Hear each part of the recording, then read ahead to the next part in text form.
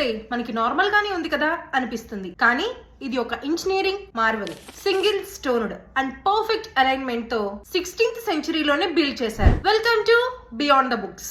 ఇది ఆంధ్రప్రదేశ్ లో అనంతపూర్ డిస్ట్రిక్ట్ లో ఉన్న లేపాక్షి అనే విలేజ్ లో ఉంది. వరల్డ్ లోనే లార్జెస్ట్ మోనోలిథిక్ అంటే ఏకశిలా విగ్రహం అన్నమాట. ఒక సింగిల్ గ్రానైట్ రాక్ నుండి ఒక కంప్లీట్ స్టాచ్యూని కర్వ్ చేశారు. ఇందులో గ్రేట్ థింగ్ ఏంటంటే ఎలాంటి జాయింట్స్ లేకుండా, సిమెంట్ లేకుండా, బ్లాక్స్ లేకుండా సింగిల్ స్టోన్ ని కర్వ్ చేశారు. ఈ Nandi size length 27 feet, height 15 feet, width వచ్చి ఆల్మోస్ట్ 13 ఫీట్. ఈ లెవెల్ స్టోన్ కార్వింగ్ 16th సెంచరీలోనే ఎలాంటి మోడర్న్ టెక్నాలజీ లేకుండా ఎలా పాసిబుల్ అయిందో కదా. మోస్ట్ షాకింగ్ పార్ట్ ఏంటంటే ఈ నంది డైరెక్ట్ గా వీరభద్ర స్వామి టెంపుల్ లో ఉన్న శివలింగం వైపు డైరెక్ట్ గా చూస్తుంది. అన్ని టెంపుల్స్ లోనూ ఇలానే ఉంటుంది కదా అనుకుంటున్నారా? బట్ ఇక్కడ టెంపుల్ కి స్టాచ్యూ కి మధ్య డిస్టెన్స్ 200 మీటర్స్. ఈ నందిని విజయనగర సామ్రాజ్యం టైంలో అచ్యుత దేవరాయ బిల్డ్ చేశారు. అప్పటి స్కల్ప్చర్స్ ఎంత గొప్పవారో కదా. అంటే ఒక్క క్రాక్ కూడా లేకుండా డైరెక్ట్ అలైన్మెంట్ తో కర్వ్ చేయడం. ఈ నందిని చూసాక ancient Indians had no science అని